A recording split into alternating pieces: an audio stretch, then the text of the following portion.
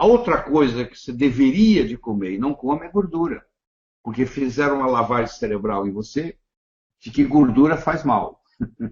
O seu avô, o seu bisavô comia carne de porco numa boa, cozinhava com banha de porco numa boa e era muito mais saudável do que você, porque eles ingeriam gordura. Por quê? Todas as células são feitas, a membrana celular é feita de gordura. O nosso cérebro é feito de gordura. Se você tira a gordura da sua vida, você tem uma deficiência, inclusive, cognitiva. Eu acho que existe uma doença no mundo hoje chamada deficiência lipídica, que nós, cardiologistas, assustamos as pessoas que elas não podem comer gordura. Porque se elas comerem gordura, o colesterol vai subir, meus amigos. Meu amigo, você que está aí, meu amigo. Colesterol não é feito de gordura. Colesterol é feito de carboidrato. Colesterol não é uma gordura. Conversa com o seu amigo bioquímico. Colesterol é um álcool. Ele não é uma gordura. E ele não é feito de gordura.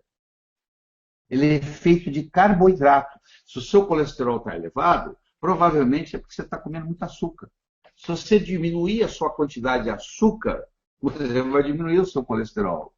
Muitas vezes o seu colesterol está elevado porque você tem um problema de tireoide. Você tem hipotireoidismo.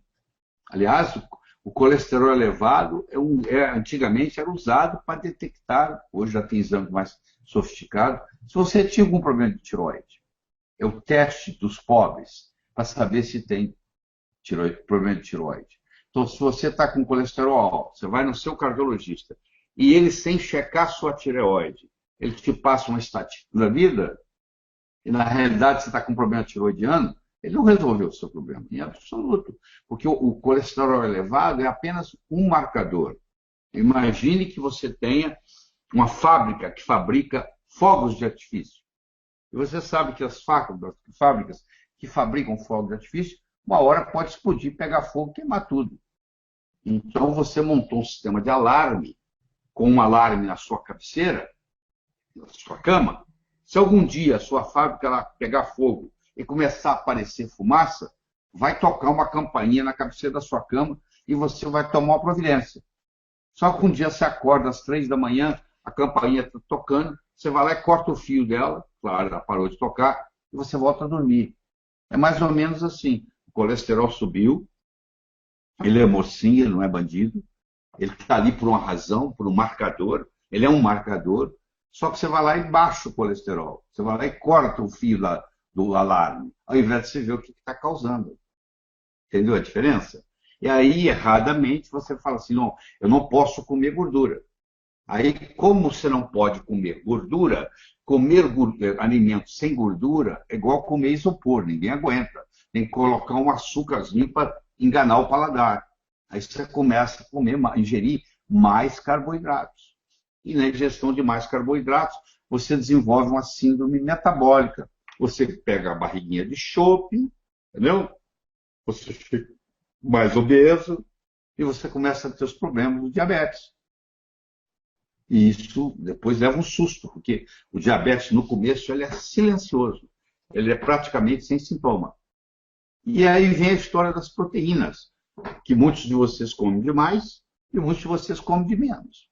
Porque se você faz tanto regime e come tanta alface, só que a nossa estrutura ela é feita de proteínas. Os nossos músculos são proteicos, os nossos ossos são proteicos, o nosso sangue, as hemoglobinas, tudo é proteína.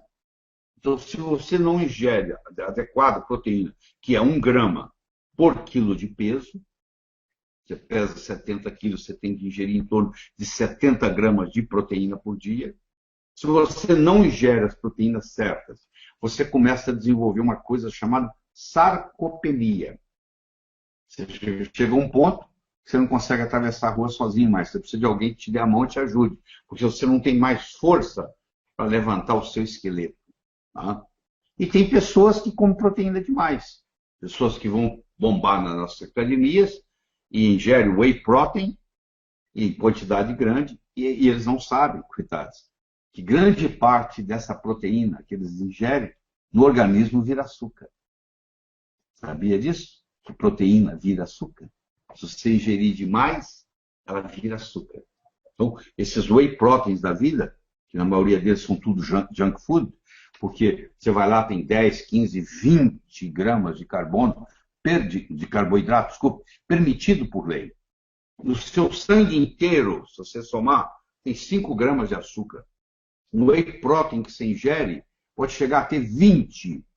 Como o Fantástico fez uma análise uma vez, alguns chegam a ter 30 gramas de açúcar, de carboidrato, que vai virar açúcar, por porção.